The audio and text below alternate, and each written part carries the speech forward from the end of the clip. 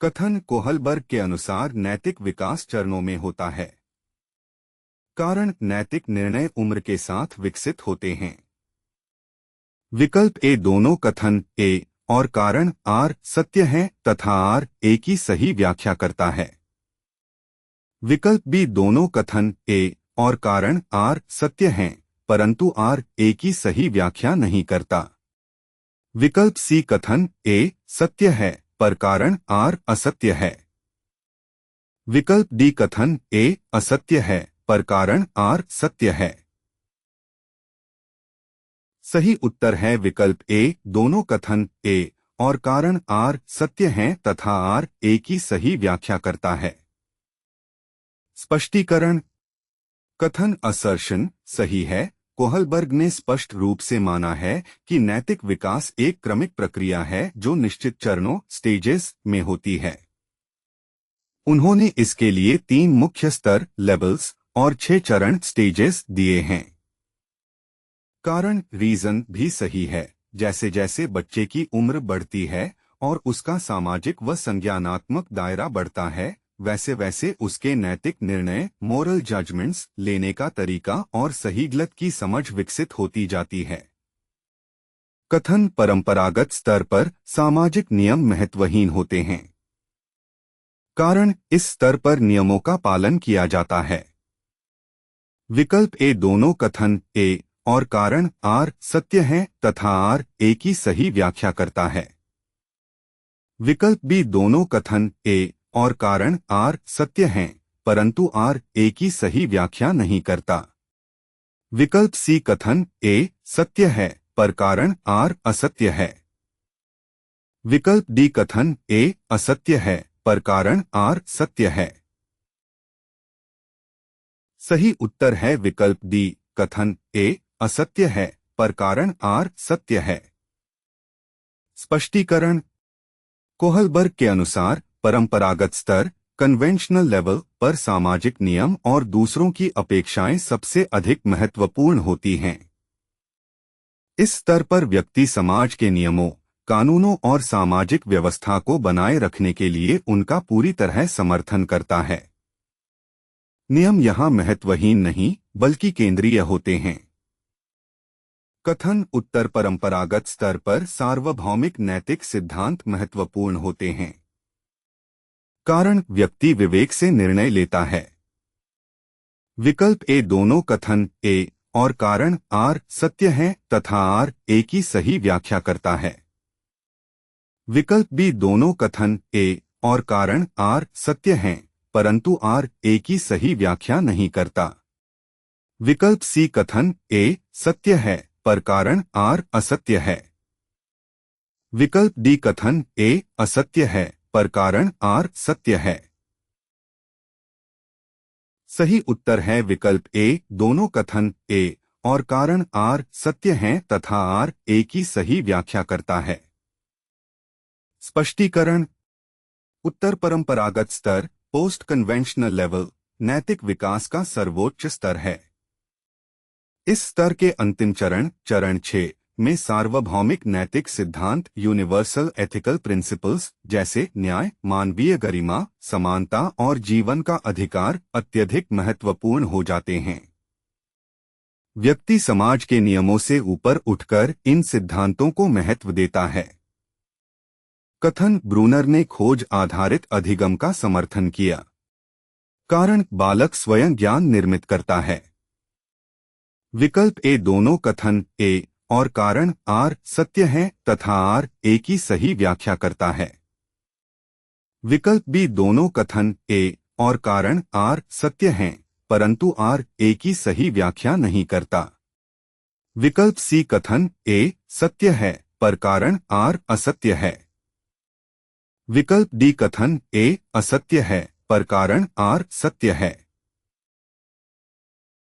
सही उत्तर है विकल्प ए दोनों कथन ए और कारण आर सत्य हैं तथा आर ए की सही व्याख्या करता है। स्पष्टीकरण। कथन असर्शन सही है। जेरोम ब्रूनर ने खोज आधारित अधिगम डिस्कवरी लर्निंग का पुरजोर समर्थन किया है। उनका मानना था कि शिक्षार्थी निष्क्रिय रूप से जानकारी प्राप्त करने के बजाय खुद सक्रिय रहकर बेहतर सीखते हैं। कारण रीजन भी सही है। निर्मितिवाद कॉन्स्ट्रक्टिविज्म के अनुसार बालक अपने अनुभवों, पूर्व ज्ञान और पर्यावरण के साथ अंतःक्रिया करके स्वयं अपने ज्ञान का निर्माण कंस्ट्रक्ट करता है। ब्रूनर इसी विचारधारा से जुड़े थे। कथन स्पाइरल पाठ्यक्रम में विषय पुनः आते हैं। कारण हर बार अधिक गहराई से पढ़ाए जाते हैं। विकल्प ए दोनों कथन ए और कारण आर सत्य हैं तथा आर ए की सही व्याख्या करता है। विकल्प बी दोनों कथन ए और कारण आर सत्य हैं परंतु आर ए की सही व्याख्या नहीं करता। विकल्प सी कथन ए सत्य है पर कारण आर असत्य है। विकल्प डी कथन ए असत्य है पर कारण आर सत्य है। सही उत्तर है विकल्प ए दोनों कथन ए और कारण आर सत्य हैं तथा आर ए की सही व्याख्या करता है। स्पष्टीकरण। स्पाइरल पाठ्यक्रम सर्पिलाकार या वर्तुलाकार पाठ्यचर्या की यह मुख्य विशेषता है कि इसमें किसी विषय, मुख्य विचार या संप्रत्यय कॉन्सेप्ट्स को एक ही बार पढ़ाकर छोड़ा नहीं जाता, बल्कि अलग अलग कक्षाओं या चरणों में वे विषय पुनः बार बार सामने आते हैं। कारण रीजन भी सही है। जब वही विषय दोबारा पाठ्यक्रम में आता है तो उसे पहले की तरह ही सरल रूप में नहीं पढ़ाया जाता। हर बार छात्र की बढ़ती उम्र और मानसिक क्षमता के अनुसार उस विषय को अधिक गहराई, व्यापकता और जटिलता कॉम्प्लेक्सिटी के साथ पढ़ाया जाता है। कथन गार्डनर ने एकल बुद्धि का सिद्धांत दिया। कारण उन्होंने बहुबुद्धि सिद्धांत दिया। विकल्प ए दोनों कथन ए और कारण आर सत्य हैं तथा आर ए की सही व्याख्या करता है। विकल्प बी दोनों कथन ए और कारण आर सत्य हैं परंतु आर ए की सही व्याख्या नहीं करता। विकल्प सी कथन ए सत्य है पर कारण आर असत्य है। विकल्प डी कथन ए असत्य है पर कारण आर सत्य है। सही उत्तर है विकल्प डी कथन ए असत्य है पर कारण आर सत्य है। स्पष्टीकरण। कथन असर्शन गलत है। गार्डनर ने एकल बुद्धि सिंगल इंटेलिजेंस का सिद्धांत नहीं दिया था, बल्कि उन्होंने पारंपरिक रूप से चली आ रही एकल या सामान्य बुद्धि जी फैक्टर की अवधारणा का कड़ा विरोध किया था। एकल बुद्धि एक कारक का सिद्धांत मुख्य रूप से अल्फ्रेड बिनेट से जुड़ा है। कारण रीजन सही है। हॉवर्ड गार्डनर ने वर्ष 1983 में अपनी पुस्तक फ्रेम्स ऑफ माइंड में बहुबुद्धि सिद्धांत थ्योरी ऑफ मल्टीपल इंटेलिजेंसेस का प्रतिपादन किया था। उनके अनुसार बुद्धि कोई एक तत्व नहीं है, बल्कि कई अलग अलग प्रकार की बुद्धिमत्ताओं का समूह है। शुरुआत में उन्होंने 7 और बाद में 8 प्रकार की बुद्धि बताई। कथन संगीतात्मक बुद्धि गार्डनर की बुद्धियों में है। कारण संगीत की पहचान व रचना इसकी विशेषता है। विकल्प ए दोनों कथन ए और कारण आर सत्य हैं तथा आर ए की सही व्याख्या करता है। विकल्प बी दोनों कथन ए और कारण आर सत्य हैं परंतु आर ए की सही व्याख्या नहीं करता। विकल्प सी कथन ए सत्य है पर कारण आर असत्य है। विकल्प डी कथन ए असत्य है पर कारण आर सत्य है। सही उत्तर है विकल्प ए दोनों कथन ए और कारण आर सत्य हैं तथा आर ए की सही व्याख्या करता है। स्पष्टीकरण।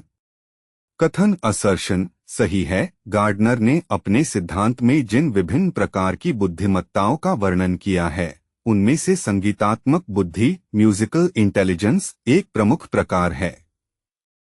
कारण रीजन भी सही है। संगीतात्मक बुद्धि से युक्त व्यक्तियों में पिच, लय, रिदम, स्वर माधुर्य, मेलोडी और ध्वनि के प्रति संवेदनशीलता होती है। संगीत को पहचानना, उसकी रचना करना और उसे प्रस्तुत करना ही इस बुद्धि की मुख्य विशेषता है। कथन अंतर्वैयक्तिक बुद्धि स्वयं को समझने की क्षमता है। कारण यह दूसरों को समझने की क्षमता है। विकल्प ए दोनों कथन ए और कारण आर सत्य है तथा आर ए की सही व्याख्या करता है। विकल्प बी दोनों कथन ए और कारण आर सत्य हैं परंतु आर ए की सही व्याख्या नहीं करता। विकल्प सी कथन ए सत्य है पर कारण आर असत्य है। विकल्प डी कथन ए असत्य है पर कारण आर सत्य है। सही उत्तर है विकल्प डी कथन ए असत्य है पर कारण आर सत्य है। स्पष्टीकरण। कथन असर्शन गलत है। अंतर्वैयक्तिक बुद्धि इंटरपर्सोनल इंटेलिजेंस स्वयं को समझने की क्षमता नहीं होती बल्कि यह दूसरों के व्यवहार, भावनाओं, प्रेरणाओं और इच्छाओं को समझने की क्षमता होती है। स्वयं को समझने की क्षमता को अंतर्वैयक्तिक बुद्धि इंट्रापर्सोनल इंटेलिजेंस कहा जाता है। कारण रीजन सही है। अंतर्वैयक्तिक बुद्धि इंटरपर्सोनल इंटेलिजेंस की सही परिभाषा यही है कि यह दूसरों को समझने, उनसे बातचीत करने और उनके साथ मजबूत सामाजिक संबंध बनाने की क्षमता है। नेता, शिक्षक और मनोवैज्ञानिकों में यह बुद्धि अधिक होती है। कथन अंतर्वैयक्तिक बुद्धि दूसरों को समझने की क्षमता है। कारण सहयोगात्मक कार्य में सहायक होती है। विकल्प ए दोनों कथन ए और कारण आर सत्य है तथा आर ए की सही व्याख्या करता है। विकल्प बी दोनों कथन ए और कारण आर सत्य हैं परंतु आर ए की सही व्याख्या नहीं करता। विकल्प सी कथन ए सत्य है पर कारण आर असत्य है।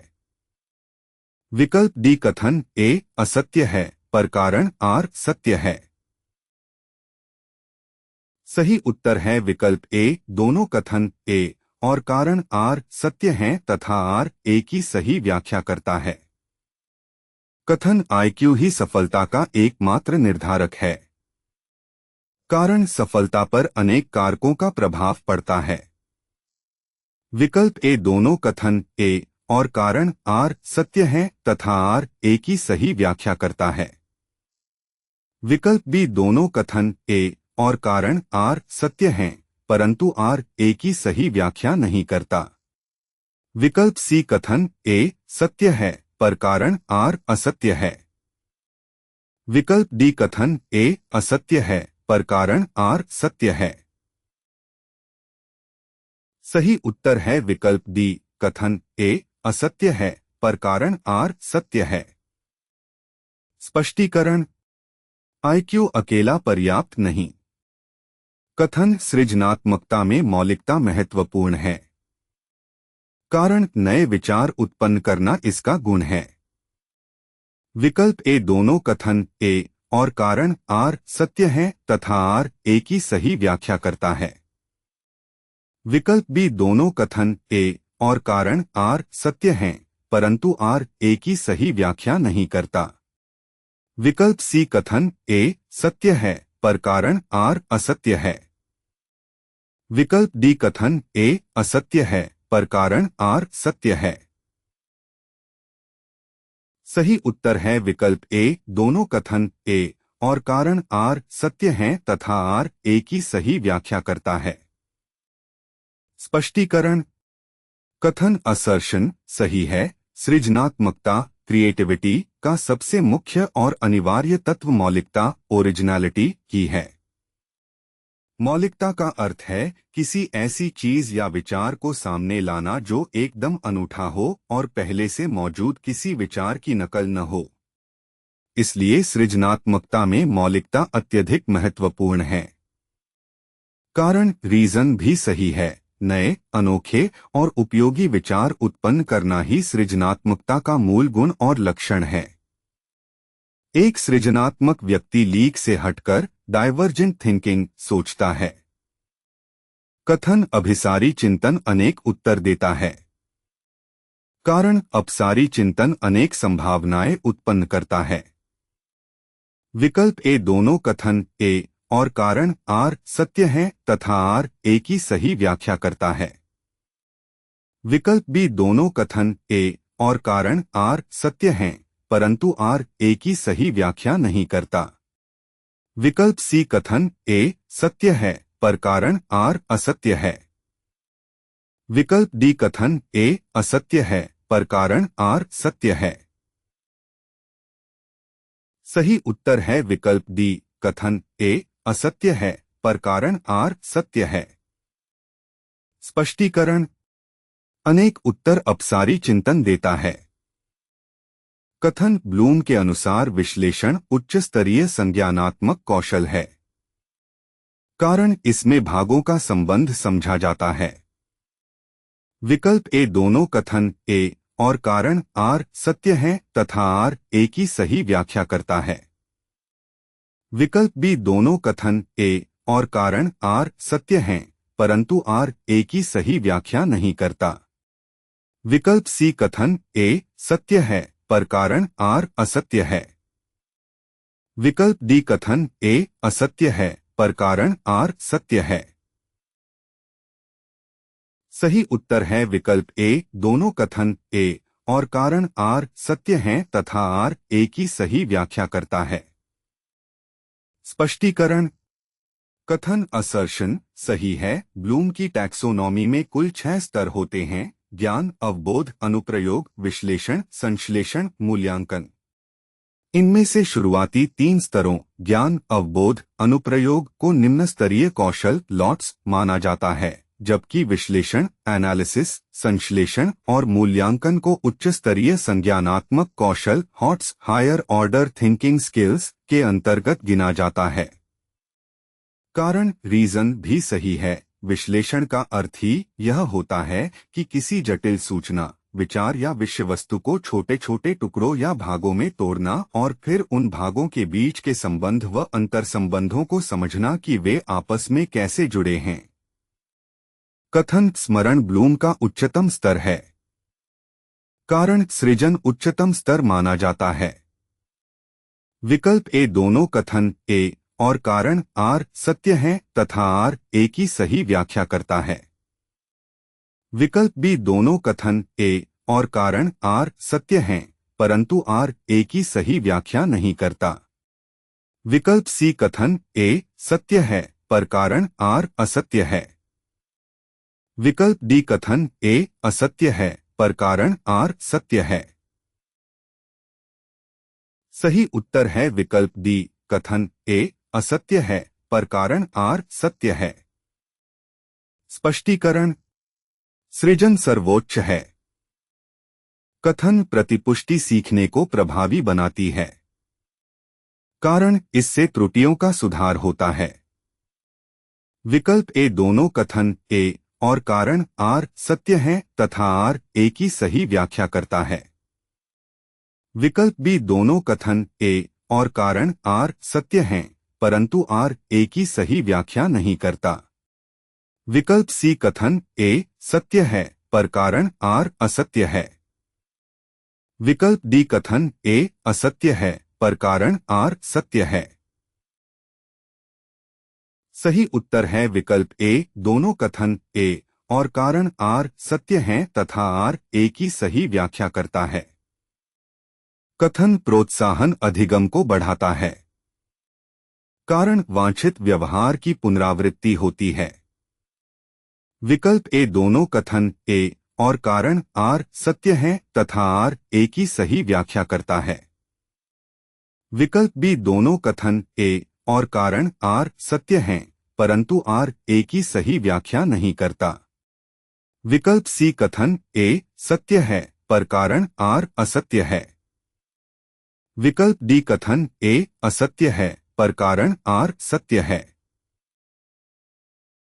सही उत्तर है विकल्प ए दोनों कथन ए और कारण आर सत्य हैं तथा आर ए की सही व्याख्या करता है। स्पष्टीकरण। कथन असर्शन सही है। प्रोत्साहन या सुदृढ़ीकरण रीइंफोर्समेंट इंसेंटिव सीखने अधिगम की गति और प्रभावशीलता को सकारात्मक रूप से बढ़ाता है। जब किसी कार्य के लिए प्रोत्साहन मिलता है तो शिक्षार्थी अधिक रुचि और ऊर्जा के साथ सीखता है। कारण रीजन भी सही है। मनोविज्ञान के अनुसार जब किसी व्यवहार को पुरस्कृत या प्रोत्साहित किया जाता है तो उस वांछित व्यवहार डिजायर्ड बिहेवियर के बार बार दोहराए जाने या पुनरावृत्ति की संभावना बहुत अधिक बढ़ जाती है। कथन सभी शिक्षार्थी समान अधिगम शैली रखते हैं। कारण व्यक्तिगत भिन्नताएं अधिगम को प्रभावित करती हैं। विकल्प ए दोनों कथन ए और कारण आर सत्य हैं तथा आर ए की सही व्याख्या करता है। विकल्प बी दोनों कथन ए और कारण आर सत्य हैं परंतु आर ए की सही व्याख्या नहीं करता।